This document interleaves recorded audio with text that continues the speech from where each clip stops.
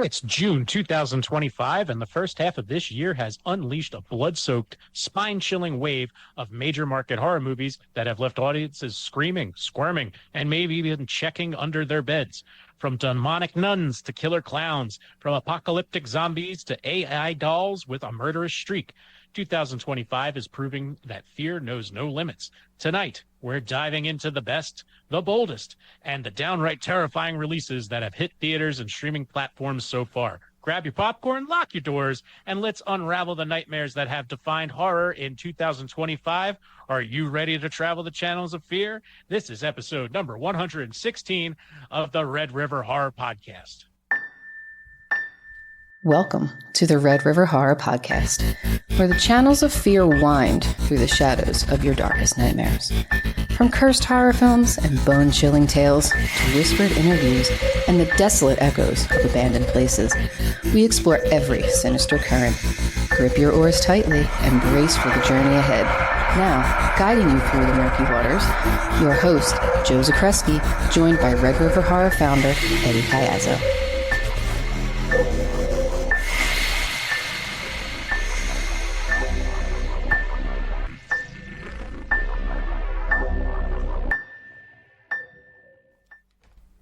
Welcome back to the Red River Horror Podcast. I'm your host, Joe Zakrzewski, joined by RedRiverHorror.com founder Eddie Caiazzo. Hey, Ed, how are you? Joe, I'm doing fantastic. It is a pleasure to be with you today. Yeah, it's exciting, especially getting back to the podcast with our new format, getting more video. It's been great. I hope everybody enjoyed Jeffrey Reddick. He is just a blast. Hit the sign. Yeah, we are on air, man. This was pretty We are cool. on air. That's one of the things Jeffrey said was he was very impressed with the set. So we're on air now. We are on air, and I'm waiting for my green screen to arrive. So once that's in, we'll be ready to even better. So we're good to go now. We'll be even better then. Yep. So we're going to be discussing. That's not going to change this. You know, we're still going to have a conversation about horror movies, and I love that for us. Yeah, it's what we've been doing for a long time, whether it's being recorded or not. So anyways, let's get into it. So we pulled up a list. We utilized some features out there to see what's going on. We know, obviously we know what's out there in the horror space so far in these first six months of 2025. But we messed around with like some generative AI to see what that thought, like how it listed them. Just taking a quick look. I think the first on the list was Companion. Which you could watch that now on HBO Max. Well, good, Joe, because that's what I'm going to have to do, because I haven't seen Companion yet. Have you? I have, and let me tell you something about Companion, is that I think that I don't know if I would call her a scream queen, but is Sophie Thatcher becoming like the next horror movie thriller, like darling? So for those of you who might not know who I'm talking about, Sophie Thatcher, she appears in Yellow Jackets. She was in Heretic and now stars in Companion. And she's got a few others up her sleeve. I don't have her resume pulled up, but I'm like, is Sophie Thatcher? Like, she's got something good going on, and it's going pretty well for her, it seems, especially like in the horror movie space. Now, overall, I don't know if you've actually seen. So anybody listening, if you've seen Companion, you can argue with me. Companion is a movie that starts off really well and is saved by having such a good cast that when it unravels into just being not, like, it's just not good, but the cast is so good. Yeah. And that's really the way I can describe that. So you have Sophie Thatcher, Jack Quaid, and Harvey Guillen. So you like Jack Quaid? I love Jack Quaid. He's the young bull. So we didn't review it on RedRiverHorror.com, but I just want to say, you ready for this, Joe, from Rotten Tomatoes on Companion? Yeah. 93% on the tomato meter. 93%. You also got, what is that, the popcorn meter? That's the audience score, 89%. People love this freaking movie. Sure. I can see why people love it, and I think it starts off so good. It's one of those movies where it's like the beginning so good that it's hard to end it. Yeah. you know, and that's something that just happens. But the cast is so, like, everybody in it's so good that it makes up for its faults. Right. So it's in my scale, I feel it's a 3 out of 5 vote. It's 3 out of 5 votes. Mm-hmm. Okay. That's a pretty strong score. It's worth the watch. And then that's, and I'm glad you reminded me, Joe, by the way, so what we're going to do is, we're going to go through the movies, the first half of 2025. We're going to see what Stacy has covered for RedRiverHorror.com, if she's graded the films in question. And if we've seen them, we'll give a little commentary, as Joe just did on Companion. We're going to talk about the Rotten Tomatoes score. Did the audience like it? Did the critics like it? And I think if we've seen them, so we're going to give our boat rating, as Joe just did for Companion. So 3 out of 5, you know, at RedRiverHorror.com, we do no halves. So that would put it more in the win column, Joe, if you give it a 3 as opposed to a 2. Yeah, no, it's worth the watch. That's just a personal opinion that it you know, falls apart at the end, but that's movies, especially when you have a strong beginning. And like it's the way of horror, the horror that we've seen kind of in the, I don't want to say the whole 21st century. There's been some bangers and some really good, what is it, elevated horror, as they say, but yeah, I think that's been a common theme, at least in the genre. You know, Blumhouse films suffer from that a lot, where something starts just like, oh, this is pretty good, and then you get to the end, it's like, what happened? Jeepers Creepers, yeah, kicking off the new millennium, you know, with a movie like that. You're right, and I think you and I feel pretty similarly about Jeepers Creepers, like, because it was so good for so long. Yeah, the first half is like one of my favorite horror movies of all time, and then after it's like, well, all right, still good, but I guess you did what you had to do. All right, it's Joe. not, you know, it's not easy. Who's next on our list? But yeah, somebody get back to me on that if anybody agrees with me about Sophie Thatcher being like the next. I'm calling her horror darling, because she's not exactly a scream queen yet, but she's not in the screamer roles. Yeah, she just delivers really well in a thriller. Like, think about her in Heretic. She's the friend who takes out her birth control. Right. One, you know. Yeah. Yes. So. Yeah. Strong character. She was great in Heretic. She's great in Yellow Jackets. So she's a big part in it. So. All right. And the way that show's unraveled, we'll see how. I think they're re-upped, but I'll save that for when that show comes back. Okay.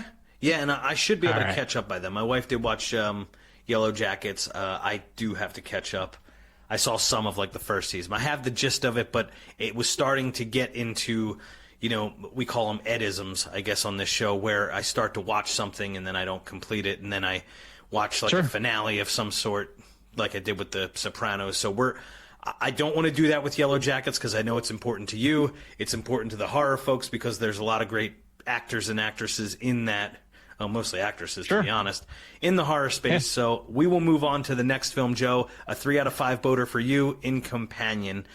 So we'll move on to Wolfman, which we did review on RedRiverHorror.com. And I hate to say it, I love Lee Wanell. He was the director in this film. I didn't see this one either. Yeah, I didn't. I'm really kicking myself for it, because I was trying to like make sure I watched as many as possible before we resumed the podcast. And I don't know, I just couldn't get my hands on this in the way that I wanted to within the time frame to watch it, and it sucks, because it's like I want to watch this in the right manner. I don't want to rush it. I want to like sit and actually watch it, just because of the Lee Wanell being involved with it. And yeah. I think it's Wanell, but whatever. Not Wanell, but Wanell. Anyway. I mean, he kicked butt with The Invisible Man, because, like, I was wondering, like, how could you possibly make The Invisible Man relevant nowadays? And he really did. Like, he succeeded with that one. So we are going to have to go to RedRiverHorror.com to get the official ruling from Stacy. And that was a 3 out of 5 voter. So if you go to redriverhorror.com, you can read the full review. Why did Stacy think Wolfman deserved 3 out of 5 votes? And then we'll pull up Rotten Tomatoes and see what they had to say about the Wolfman. And the vote system is like it's generous, but also kind of cruel at the same time, because it's hard to like give something a 2 vote, but it's like a 2 vote doesn't really mean that it's bad. It doesn't, but it does determine whether you're going to. I look at it this way: if you're hitting the 2 votes, you're on the wrong side of the of where you need to be, and you're probably not going to go back to that film this year. Yeah, that's where it's like 2 votes is the. It's watch at your own discretion. Yeah. 1 vote's like you probably shouldn't. It's not worth your time. And then no votes, avoid at all costs. Yes. Oh man, dude, the Wolfman had a budget of $25 million. I can't imagine they made that back. But Julia Garner, who was in Ozark, she played Ruthie in Ozark. Yeah. She is in the Wolfman. Christopher Abbott. So, what did they say on Rotten Tomatoes? Well, it's sitting at 49% on Rotten Tomatoes. So, coin flip. So Rotten Tomatoes sees it as a 2. Yep, and on the popcorn meter, 55%. So the popcorn bucket is tipped over for this one. So Stacy's review, 3 out of 5 on the Wolfman. Rotten Tomatoes sitting at about 50% aggregate score between the audience and the critics.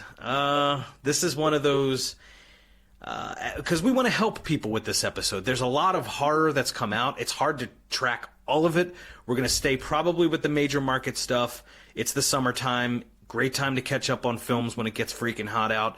So, and get you ready for spooky season. So we're going to leave this up to you in the audience. Are you going to see The Wolfman or not?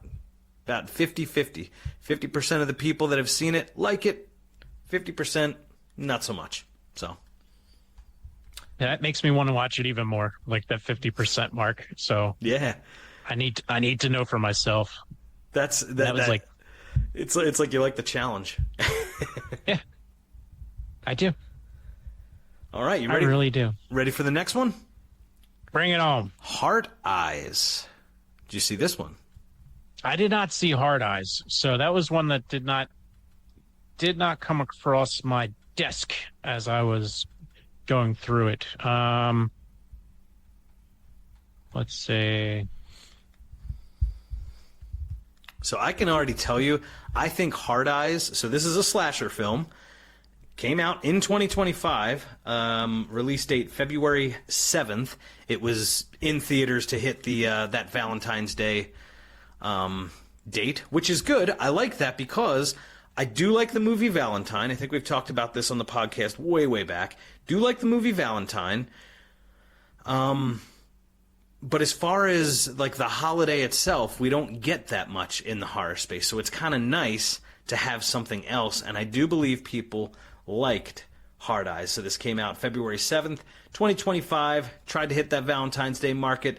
It's a horror comedy is how it's put out there. Right. Set in Seattle, co-workers Holt and Gooding mistaken for a couple by the Heart Eyes Killer.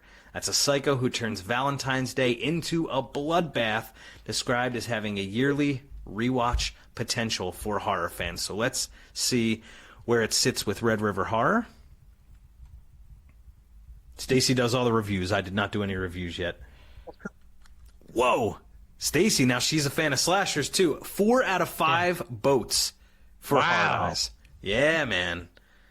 I was going to say, I had a feeling people liked this. Let's just see if everyone else agrees. Yeah. Because the thing is, I do like the rewatch potential. If you're saying that I could watch this leading up to or on Valentine's Day every year as a horror fan, I love that. I'm all in. Yeah. Ooh, okay. Absolutely. Critics and the audience almost perfectly aligned on this. 80% on Rotten Tomatoes for Hard Eyes right now. Whoa. Yep. 77% audience score. So, I mean, we're great right mask. It is a good mask. Yeah. And with this video component, we're going to put some stuff. I know the listeners, and Joe, we have to be mindful of both audiences, okay? Some people are in the car, some people are doing lawn work, and they don't have the visual component, so we're keeping it and describing things as best we can for the audio experience while adding the video experience for the Red River Horror listeners / viewers. So, sure. All right, well, gotta stop messing around and get on Hard Eyes as soon as possible. Probably before the Wolfman. I think so. I think so. All right, so let's. One after. Yeah, oh, go ahead. You could take it over from here, Joe. I'm just all hyped up because I'm excited. There seem to be 2 films already that I feel like I have to watch. So yeah. Well, the next one also got labeled in that horror comedy, and that was The Monkey. Yes. Yeah. Which The Monkey is, it's a good time. I really enjoyed The Monkey. Loosely based on the old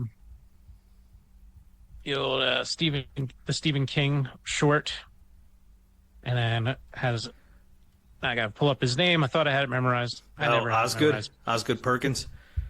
I was going to go with Theo James, who plays the lead. Oh, sorry. Who fooled me. He did such a good job on the show The White Lotus, playing like this total douchebag, and then plays 2 roles in The Monkey and just crushes it. I mean, talk about it was a fun ride. And good story. You know, it's Monkey's Paw kind of, but with the wind-up monkey. Okay. So obviously it has its inspirations in there. So The Monkey, I know that Stacy liked this. We'll get to her boat rating in a second. You've seen this, so you're going to assign it a boat rating. Would you say it's... I actually really liked Longlegs. That was Osgood Perkins as well. Another neon release that Osgood Perkins made. I liked that a lot. How would you say it stacks up against The Monkey? Which one do you like better? Are you a Longlegs guy, a Monkey guy, or are they both pretty damn good? Really? A Monkey. Yeah. Wow. Come on. Okay. Longlegs is fine. I don't know. I think I'm not going to go too deep into Longlegs, but I think Longlegs really has those elements that try to make it feel like Silence of the Lambs and doesn't really hit. And then by the end, it's like, all right. So just a little too intentional, like taking. It's like there's, yeah. And then the twist isn't. You kind of figure that part out. It felt like I was like, all right. Yeah, I think I see where this is going. But. See, for me, I liked, the kind of films I like. I liked the speed of Longlegs. I liked the visuals of Longlegs. I thought it was creepy. If there's, images that can stick with me that actually scare me, Longlegs is the first time in a long time that I've actually been scared of something. And no, it wasn't Nicolas Cage. I know, because that was with the whole influencer campaign that went along with Longlegs. It was just like, oh my gosh, I've never seen anything like it, the image of Nicolas Cage. So that kind of got spoiled in the way that everybody was talking about it. But there was some other imagery in Longlegs that got to me, that actually stuck with me a long time. So, okay. So The Monkey you prefer better. Stacy, same thing for RedRiverHorror.com. I'm going to go pull up the score. And gave it a 4 out of 5, Joe. All right. Wow. Yeah. And while you're doing that, like it's an apples and oranges comparison, Longlegs to The Monkey. Mm-hmm. The Monkey's a fun movie outside of being, a little gory, little adventure. Like, it's a fun watch, and I really enjoy. Like, I'm gonna give it a 4 out of 5 as well because I'm gonna watch it again. Wow. I really enjoyed it, and that's the one where I'm like, yeah, I could watch that again, no problem. Huh.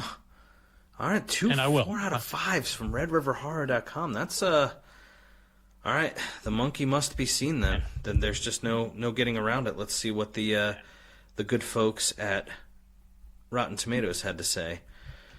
And while you're pulling that up, my question is, what's the deal with Stephen King and character's name Bill? So I need to do a deeper dig into why he prefers that name. Like, Maine, I understand because he lives there, and I don't know, Maine's a beautiful state. So, Oh, it is. Oh, absolutely. oh, trust me, like you feel it. If you're a Stephen King fan and you go into like some of those small towns, like what I did last fall and probably do again this fall, like you feel that vibe. Yeah. That's great. Oh, Yeah. no, I mean, I if I could, I would live in a perpetual Halloween. I could have the leaves on the ground and the chilly weather all year long. I am not a huge fan of the summer. We're working on that, you and I, especially over the years since we've had the podcast. Yeah. The shark movies are helping a little bit. I did like Jaws a lot. So I'm trying my best to come to terms with summertime. I'm just not there yet. I could be in Halloween all year round, just with all of it. The football, Sure. everything. Okay. But the monkey, it's almost unanimous, at least critics-wise. 78% on Rotten Tomatoes from the critics. 56% from the audience. Yeah. Interesting. No, That's surprising. There's definitely room for that coin flip where it's either you're gonna like it for it being a fun movie. I wouldn't say it's particularly scary. Okay. So I could see that being a bit of a letdown. But it's a good father-son bonding, brothers against each other. The mystery of the monkey. I don't know. Adam Scott's cameo in the beginning. Adam Scott. Yeah. He's got, hey, Adam Scott has, he's made quite a name for himself in the horror space, even though he's, at least when he got big, it was from comedy, right? Like he was in the comedy world. That's where he got, and then he has that huge show now, Severance, on Apple Plus. Yeah. People love that. I haven't seen that yet either. I haven't seen a lot of things, Joe. Severance is a good one. We just finished the season 2 of that. So like my wife and I, we pick a show and then we pretty much commit to it until we're done. Yeah. Severance is a good one, and it makes you think whether you would do what he did.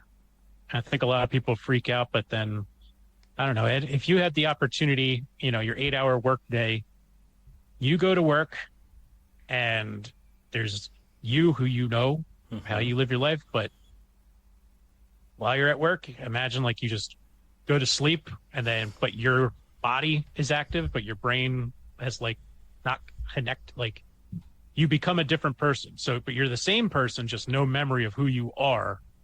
And they train you and you do your work. And then when you get back on the elevator and go up, it resets this chip and you go about your normal life. So you show up to work and it's like instant, like the effect is instant. Like all you remember is getting into the elevator, going down. And then next thing you remember is coming back up and the workday's over. Wow. Huh. Yeah. Okay. So that's what it is to be voluntarily severed from yourself.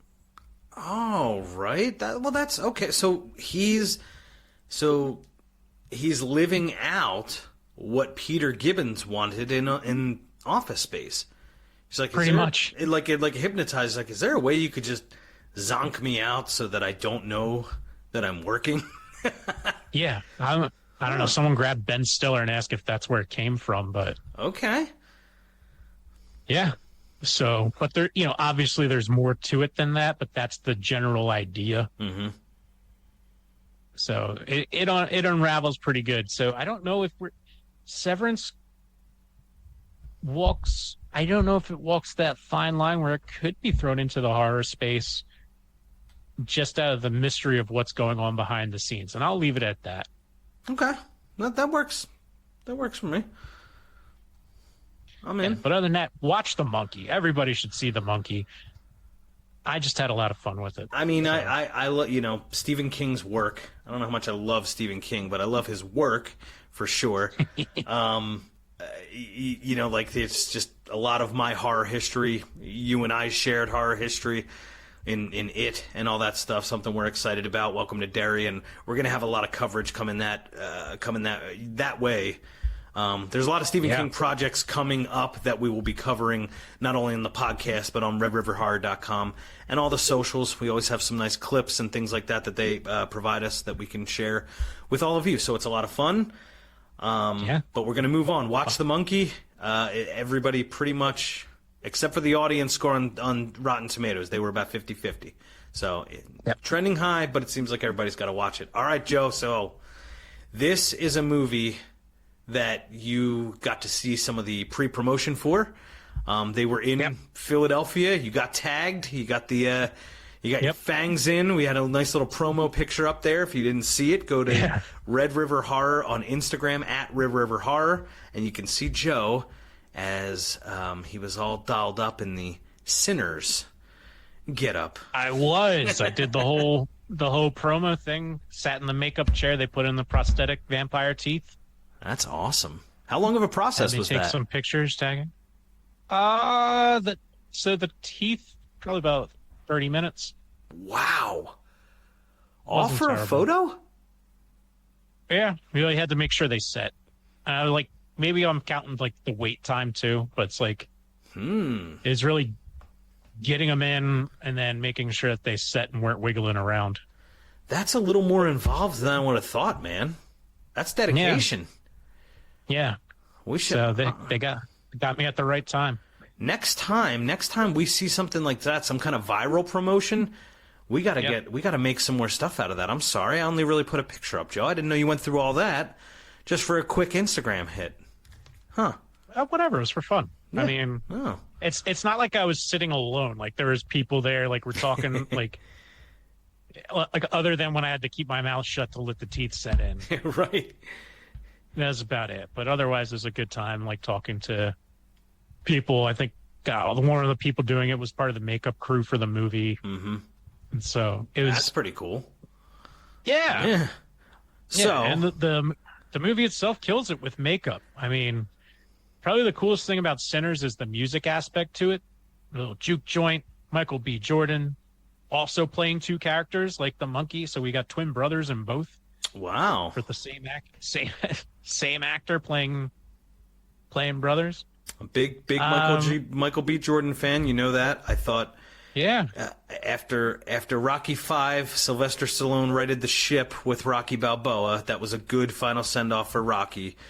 But Apollo Creed is one of my favorite fictional characters of all time, and now you're going to say he has a son that's going to be fighting. Yeah. I was very skeptical, but I liked 2 out of the 3 Creed movies. I liked Creed 1 and Creed 2 a whole lot. So anyway, a lot of love to Michael B. Jordan. So seeing that he's the lead makes me want to see this immediately. Yeah. You got Ryan Coogler, in the director's chair. And it's like, okay, he's got quite the name for himself too. Ultimately, and like I know people who saw Sinners before I did, so said it was fantastic. And some people saw it more than once because they said they really enjoyed it. I'm going to wait a few months and then I'll watch it again. Okay. And I think it's the opposite of maybe I don't know if I can say it's like the opposite of Companion, but it has like a similar thing with Companion where the story itself kind of sucks. Okay. And just everything else is really good. So you have like this music element, the scenery, the costumes, the way that the vampires look, the way they act. But in the end, what you have is a remake of From Dusk Till Dawn and then a KKK storyline in there because it is set in Mississippi during Jim Crow. And I'm like, okay, I get that. But then if you were to take the Klan element out of it, it wouldn't impact the movie one way or the other. Okay.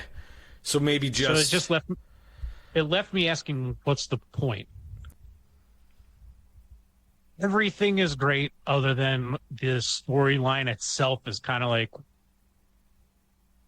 okay. All right, so you somewhat remade From Dusk Till Dawn and then added the Klan because they're black and it's in the South. So it's like, I guess the Klan has to be there. So is it to emphasize the fact? I thought they would be more. So there's the allegory part of it where it's just like, the evil you can see versus the evil you can't see, something like that. There's people out there that when I was like trying to find like like go through my thought process. Yeah.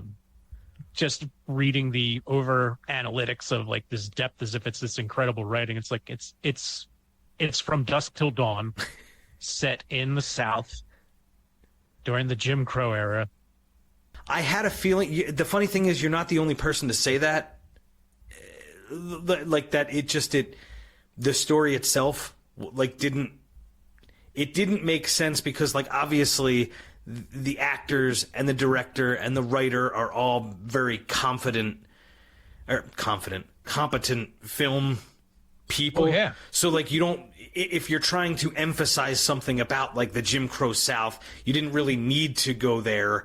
Like we talked about this with The Purge. Like there's kind of a way to do social commentary. Jordan Peele has it completely down pat. As you know, I think Candyman is unbelievable. But then there's The Purge where it just goes heavy-handed with something where it didn't need to be. So if the Klan element was added to say like, no, like we want you to know that this is in the segregated South, like this is where you are, then okay, that's fine. But I feel like the filmmaker, the actors, everybody involved in this project, it's not really, you don't need that emphasis, that exposition, I guess. What ended up happening is it split the movie into like two movies, kind of. Mm-hmm. I don't know how to really put it that way, where it's like you have the one of the intimidation from a Klansman, then From Dusk Till Dawn happens, and then the conclusion to the Klansman storyline. And it's like, well, why not just have them together? I don't know. Okay. No, I don't know. Yeah, and like here's the thing. I it's perspective, so I don't know. Everyone has a different perspective on it. Just feels like in that moment of here's the timeline we're working with, we're going to do the same thing that everybody else does. So it was like doing a repeat of Robert Rodriguez's From Dusk Till Dawn, and then doing a repeat of every fucking Jim Crow era movie. Yeah, and that's where it gets me. So it's otherwise everything else. Okay, no, fantastic story itself's kind of like this could have been much better. Right. This isn't that good. This story's not good. It has a great ending. They did a great, but everything else, like, I don't know. So Rotten Tomatoes, 97% from critics, 96% from the audience. That's what I'm saying. You see what I mean? Like everybody is saying that it's that freaking good. So like I'm glad you found nuance in it, because that's kind of what I was waiting for, because I'm going to see it either way. I'm going to catch up. We're doing this podcast. Honestly, when we were talking about topics, because we have a lot of good ones coming up, especially over the summer, this was a great idea, because for me, it's kind of like a refresh, because as I mentioned before with the monkey, like I'm perpetually in spooky season, and now you add hot weather to it and you're taking me out of it. So I need stuff to watch when the air conditioner's on and I'm sweating my butt off. Hey, Sinners is a good one for the heat, because they're all sweating. I mean, down in Mississippi. But no, definitely worth a watch. Yep. It's a 3 out of 5 boater for me. Okay. I think it's just really, really overrated. Yeah. It's like an incredibly well done movie with a bad story. Perfect. I don't think we can add anything other than that. Yeah. So anybody wants to talk about with me, you're welcome to. Red River Horror at gmail.com, Instagram at Red River Horror, X. Yeah, we can mix it up. I'd love to hear what other people have to say, because this is the first time I'm hearing a different perspective other than, oh, it's freaking awesome. It's amazing. It's the best. It's like, okay, well. Pump the brakes. slow down. Yep. Now, I will watch it again, and I will follow up after I watch it again, but I want to give it some time. Okay. So maybe come spooky season, I'll pop it on in that rotation. Maybe my headspace, being in a different headspace, will do better rather than looking through a critical lens. I don't know. We will find out. That's how I'm treating all my criticisms now, is like, all right, if I don't like something, I'm going to give it a minute, give it a couple weeks, maybe a couple months, and then go back. Yeah. So, for example, a new bar and restaurant opened up down the street from my house. And it's like, there's going to be growing pains, but my wife and I checked it out, and it was just terrible. I'm sorry to hear, man. Yeah, so it's like, all right, let's give it some time, because they're new. Yeah. And we'll try again. Okay. I told you, and I told Jeffrey Reddick on the last podcast, I'm optimistic. I like to be, like, I like to think that there's a lot of other things you could be doing, like work or other things. Spending time with horror is never usually time wasted. That's usually all good all around. Like, Sinners is in the hopper for me. I definitely want to see it. I'm going to see it, especially with the kind of reaction it's gotten. We'll just kind of put it to the test when I do ultimately see it. It's probably something where maybe the hype around it, hearing how good it was, and then I'm seeing it, I'm like, yeah, this is fine.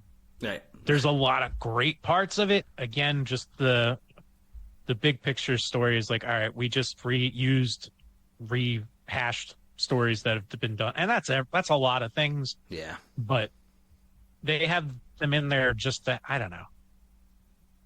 I don't know. I could sit down and talk about it for a while and break it down, but I'll stop there. If anybody wants to debate, if we want to start having movie debates on the podcast, I'll debate anybody about anything at any time and anywhere. Yep, and stay tuned, Second Chance Cinema, because we might be pulling some films that you like out there in the audience, and we do not and think are terrible. One such is not, we're not going to debate this one right now, but a good example of that would be like a Ghost Ship. Right? Because that movie was panned like crazy when it came out, but there are people who freaking love Ghost Ship. So that's one of them polar, like I don't know if we could ever put that in the running for a Second Chance Cinema. So, but what we're going to be doing is we're going to be watching films that people and critics have both dubbed terrible, and we're going to watch them, and maybe even, we saw them on a first watch, and we didn't like them. Well, not maybe. That's definitely what's happened. So that means Joe and I either paid money to go see something, and we did not like it, which, Joe and I disagreed a lot when we were younger.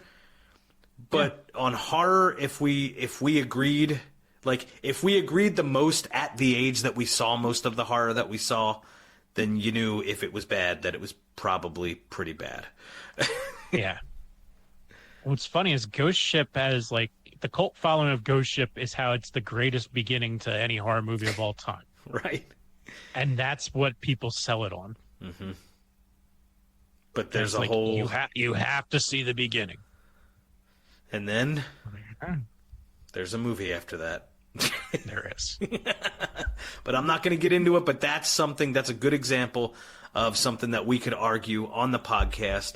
And we have a lot of kind of retrospective type things coming up where we're going to be able to talk about it and argue about it, just like we do with Red October when Joe D tries to put every single film in the Halloween franchise into the calendar. So we're going to have some nice arguments in 2025. But for now, I will see Sinners. Joe will see Sinners again. Now let's move to The Ugly Stepsister. I did not see The Ugly Stepsister. So do we have a review on that one? I do. So let me read the official synopsis. In a twisted take on the classic Cinderella story, The Ugly Stepsister follows Elvira as she battles to compete with her insanely beautiful stepsister. In a fairy tale kingdom where beauty is a brutal business, Elvira will go to any lengths to catch the prince's eye. The Ugly Stepsister is the gory tale of the blood and sweat and grit, gold, that goes into making Elvira the belle of the ball. So, we have an effed up Cinderella story here. The cast, Emily Bilchfeld. I think Finn Wolfhard's in that too, right? I guess I could look that up. But anyway, more importantly, we have a review from Stacy on RedRiverHorror.com. Stay on mic, Eddie. That's why I love my headset mic. I'm going to be breaking that out more. Yeah. So we're going to go down. Stacy, what did she think? Oh, my Lord. We have a 5-boater, Joe. Ding, ding, ding, ding, ding. Get the fuck out of here, really? Yeah. That blows me away because, like, hearing the synopsis, I'm like, well, this just sounds terrible. So?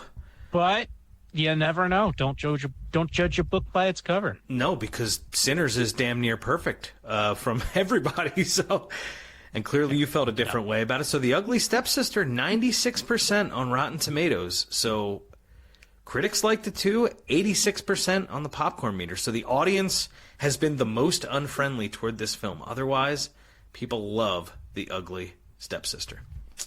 Okay. All right. Well, that surprises me. I was even about to tell you just to skip even talking about it. I was like, if there's not a review on there, we're just moving on. But hey, look at that. Yeah, man. So you got to see that one. That's must watch. Mm-hmm. Yep. So if you like the Cinderella story or whatever, what the hell? Let's see some blood and gore. Yeah. Hell yeah. You don't get a five-voter often, man. No. No, I think, and the next one on the list, an interesting thing. So, we are not full-time podcasters, as most people know.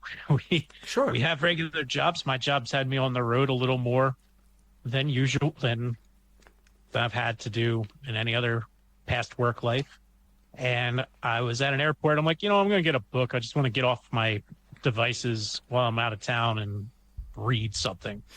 And my two options one was made famous by Super Bowl champion A.J. Brown, Inner Excellence. And the book next to it was this book, now a major motion picture, Clown in a Cornfield. And I'm like, which one do I grab? So, of course, I grab Inner Excellence because go Birds. Yeah, it's kind of cool. We're sitting on only the second in history, but we're sitting on a Super Bowl championship as Philadelphians here, Joe. So that's kind of sweet. A.J. Brown, a big part of that. So I can understand why you're just like, you know what? A.J. Brown is excellent. He's reading the book Inner Excellence. I'm traveling for work a lot, so I have to be excellent. So what the hell? You chose that instead of a Clown in a Cornfield. Fine. I guess we can forgive that. Hey, I'll tell you what, it's been a great book. It's good for the mind, especially when you're kind of feel like you're floundering a little bit, and just, just some good words to get yourself hyped up in yourself. Yep. So hell yeah, okay. I'm all about it. But the other one now, I'm like, now after seeing the movie Clown in a Cornfield, I have to read the book. Oh. Because you don't know how this movie was a book. And I could see the book being very different, or just it having a different feel by reading the story instead of watching and listening. So, but here's the kicker with Clown in a Cornfield. I think I might have hit my nostalgia button because Will Sasso having a big role in it. Will Sasso? Hell yeah, Will Sasso. One of my favorites. Okay. Yeah. All right, that's an automatic in for me. That is an automatic in for me. Yep. And he's still he gets bit parts here and there, but I really liked him a lot in this.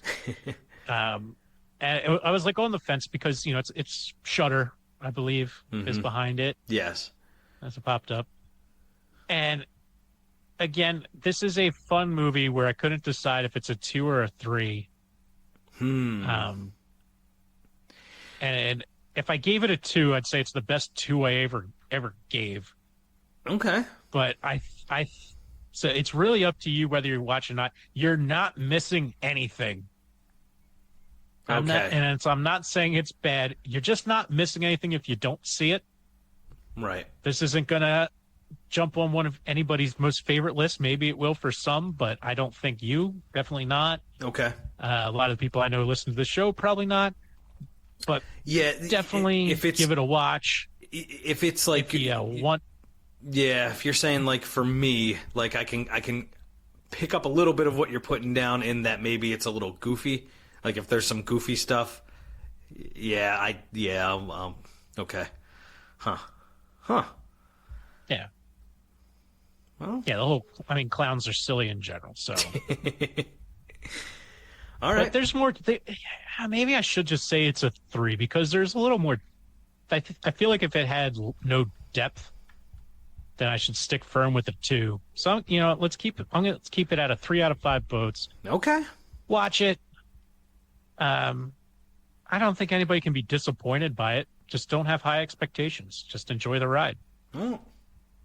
And you're right along the same lines with Stacy. She was a 3 out of 5 boats. So that's, she's a real life movie critic. So it's like, that's the score. That's the Red River Horror score. There's nothing I can do about that. So you Clown and a Cornfield fans out there, and she's a reader, so I'm sure she read the book before this. Well, here's the thing. Like, the way the story is compared to the movie itself, whereas the movie feels like it gets silly at times, or maybe that's just me knowing Will Sasso as comedy. He's definitely in there doing it that way. But as a book, it has to be, like, just different in a way. I don't know how else to describe it if you haven't seen it. Okay. But I'm like, now I want to read the book just to understand where some of the story comes from and where it goes and how different could it be. So it comes from a young adult novel, Adam Cesar, and it follows a young woman in a small Midwestern town haunted by a murderous clown named Friendo after a corn syrup factory burns down. And it says, Joe, that there's a major twist. Was there a major twist? Okay. Yeah. And that's what makes me feel like, maybe I should read the book. Three is like, you didn't hate it. If you didn't feel like you wasted your time, Clown in a Cornfield, I love the title because, like, that's my entire month of October is what I hope. Not just clowns, but other stuff too. But on Rotten Tomatoes, it's sitting at 74%. And the audience, about 50-50. Audience is at 59% for Clown in a Cornfield. So I feel like as a horror fan, if something's named that and it's from a book, I feel like you got to take the dive. So yeah, a 3 would be acceptable. Like a 2 would be just like, you know what? Don't waste your time. If you're browsing Shudder, just move on. Yeah. So. Yeah, but you're not going to lose. All right, so it brings us, I think maybe we'll do, I have a full list. There's a lot of them, but I kind of want to move toward the end. So maybe I'll let you, out of the remaining ones that we have in front of us, let's pick 2. I want to do 2 more. Okay. And just honorable mentions because they're not out yet as of this podcast, because I feel like 28 years later is going to be fantastic.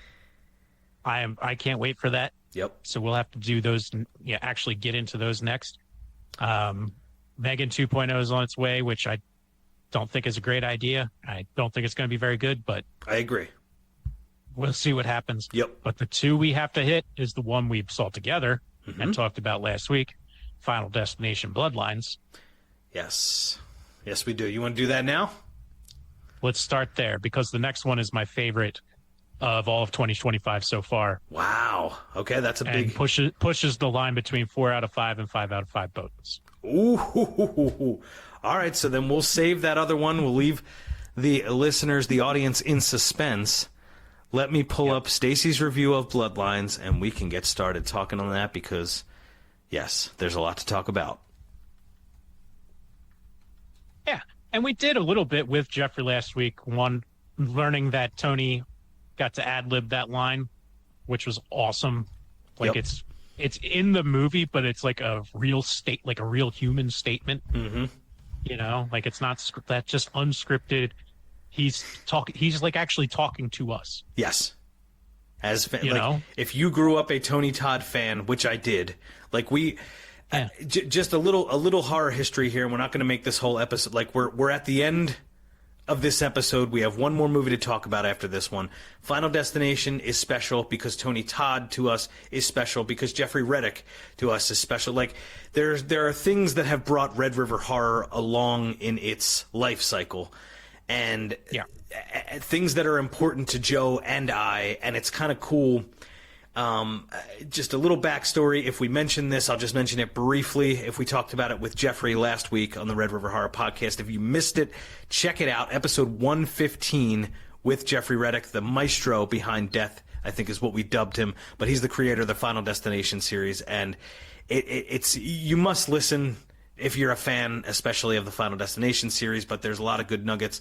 Also have to go to redriverhorror.com, read Stacey Lane Wilson's 25th anniversary piece. Had me a little choked up, but with Tony Todd, so I was a fan of his, like just being, like think of being an audience member, and then you kind of get to meet your heroes, right?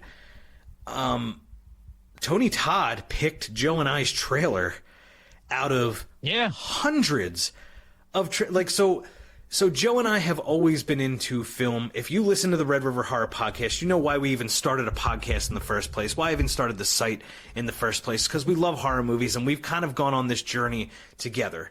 So when it came time to actually working on a project together, we did, and it was Rocky VII, Adrian's Revenge. Adrian lives. Adrian lives, right? I'm screwing the whole damn thing up. But we're going back 10 years now. And it's the first project Joe and I really got to work together on, aside from a student project that I had, which, Joe, you killed it, by the way, Chains. We'll get more into that on a different podcast. But just a little history as to why Final Destination Bloodlines is so important to me, and I think to us. Tony Todd selected our trailer to play at a place.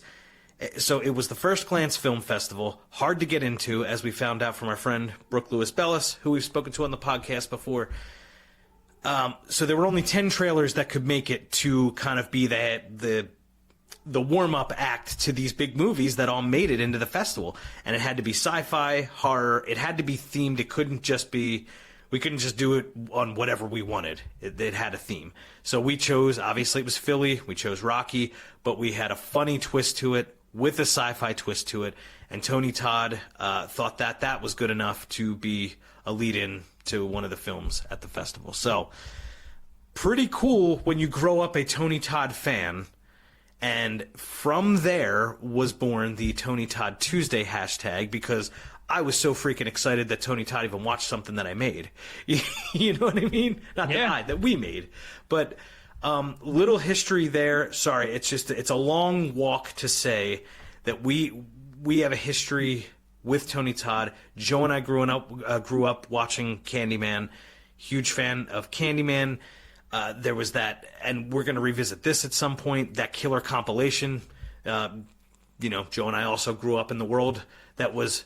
We had the internet, but it wasn't quite at your fingertips like it is now. So we watched this Boogeyman killer compilation. Candyman was in that. All things throughout our horror life have come up in a way with Tony Todd as a part of it. So now we get to Final Destination Bloodlines, and that's why we're here. It's not the last film we will be talking about, but we have a lot of thoughts, as you can imagine. No. It's even though with all the Tony love and Jeffrey Reddick love, it's still a 3 out of 5 boat movie. Mm-hmm. I like the way they did it, the whole Bloodlines. It's like, and I told Jeffrey last week how the world he created and the room for creativity is just so wonderful, and that's what Bloodlines delivers when it comes with, linking in like a generational survivor. The grandmom's hiding out in the fortress. But she's like there's a little like goofiness there too, though. And it's like, all right. And I think a goofiness worthy of Final Destination. That's the thing. Final Destination for me throughout the series, and it's not a huge series compared to the other ones, has been able to walk that line between when it's time to die, we can get a little humor in there, because death, as we spoke about with Jeffrey, is such a heavy subject. When it's time to happen in the Final Destination universe, it can get a little crazy. It can get a little bonkers, and I think that Bloodlines walked that line really well. It does, and the opening scene, that sets it all up. Like every Final Destination movie, I think was wonderful. With the restaurant opening, it was really built some good tension there, and it pays off. I thought that was really nice. Great characters, family, doing the whole family thing. It was a little weird how they were shunning her cousin. That doesn't compute with me, because I wouldn't do that to any of my cousins. Right, yeah, right. But, All right, so it's overall fun ride. It's a 3 out of 5 boater for you. Yeah. Actually, I'm quite shocked. I did not look at what Rotten Tomatoes gave it before going into this conversation. That was on purpose? Had no idea. 92%.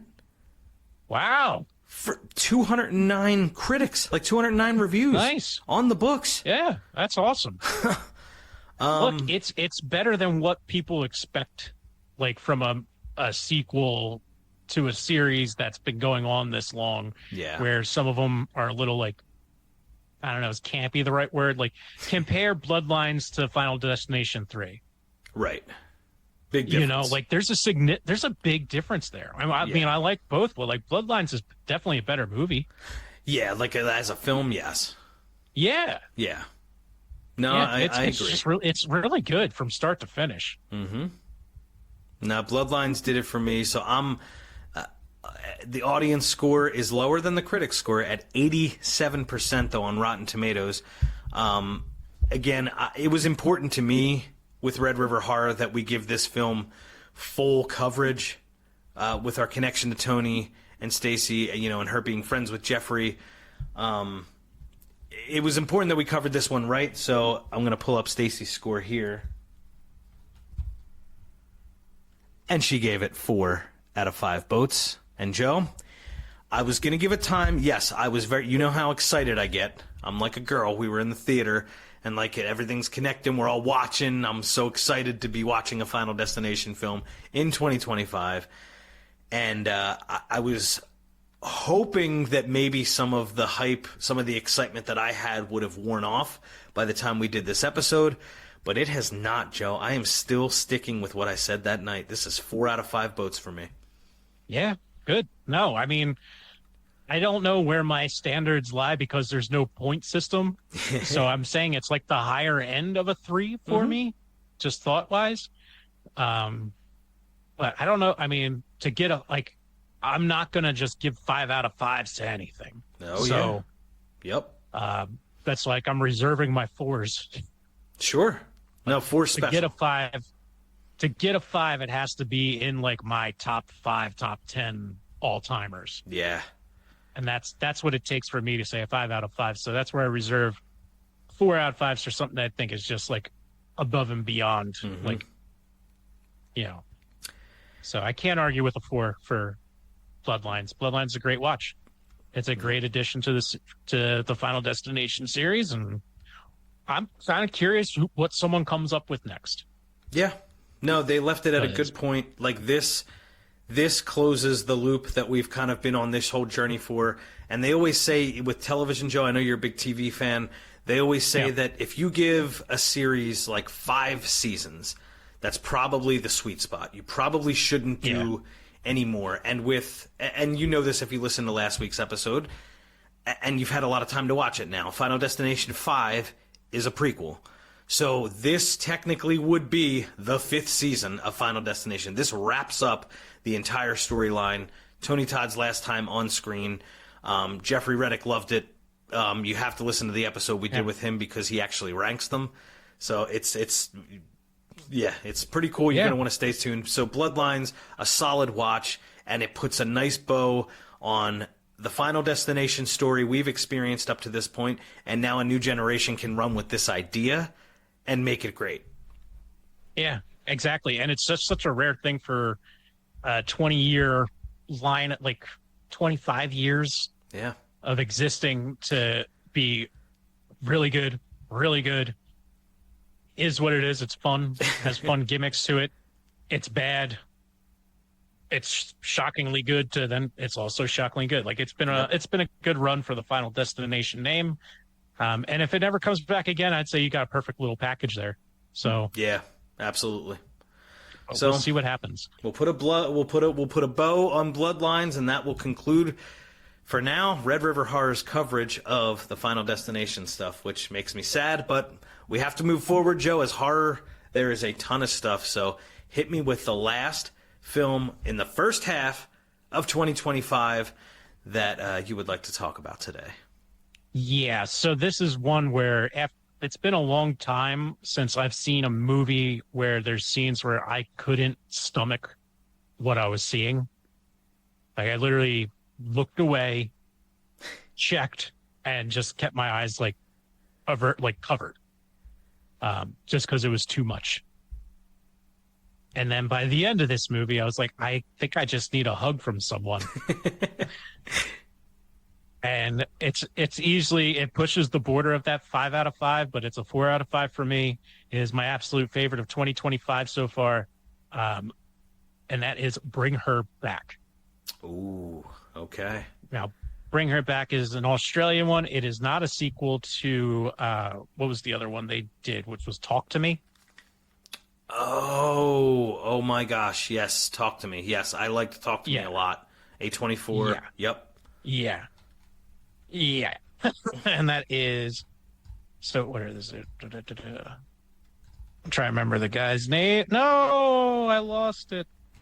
It's okay. The guy, the directors, I can't, Filippo?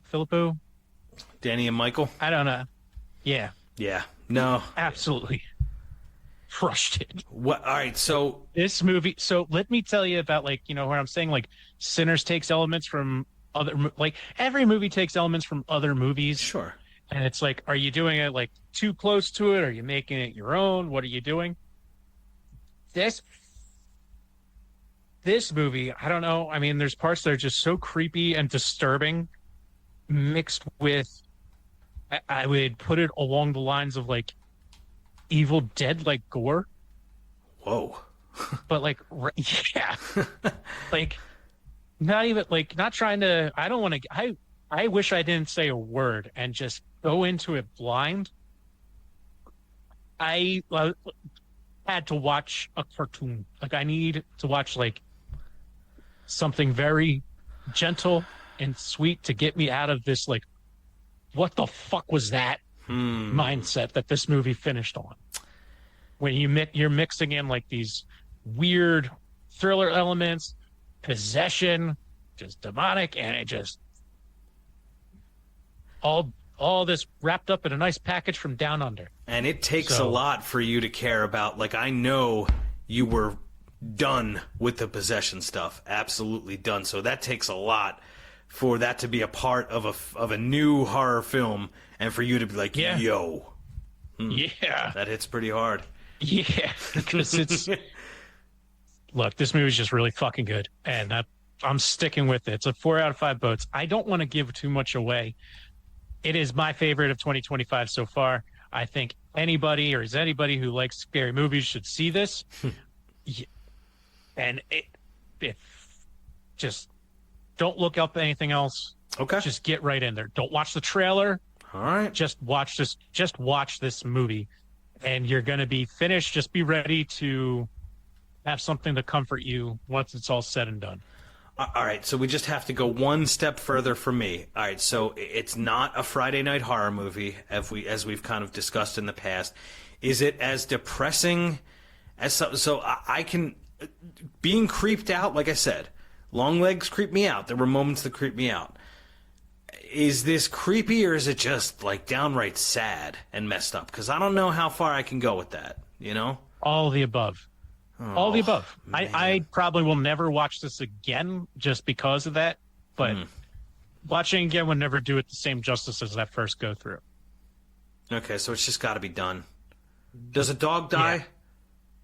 No. Okay, cool. All right, that's helpful. That's helpful. All right. No. So this is a 4 out of 5 voter. Your favorite film so far, horror film of 2025 that you've seen, 4 out of 5 Hands votes. down. RedRiverHorror.com. Hands down. 4 out of 5 votes. Rotten Tomatoes, 89% from critics, 89% on the tomato meter. Audience, 79%. So this movie's pretty liked. No. Yeah. Dude. It was so, like, god damn. Just, I thought I had, gotten pretty numb to a lot of things, and nope. This one takes the cake. It's up there. And if anybody ever asks, like, where it doesn't overdo it with the gore, it does everything just right. And I think that's, like, the other thing is, like, especially watching a movie like this and not knowing any of the actors at all, like, because they're all from Australia, like, so not familiar with a lot of Australian actors unless they've made it in Hollywood. So sure. adding that element to it.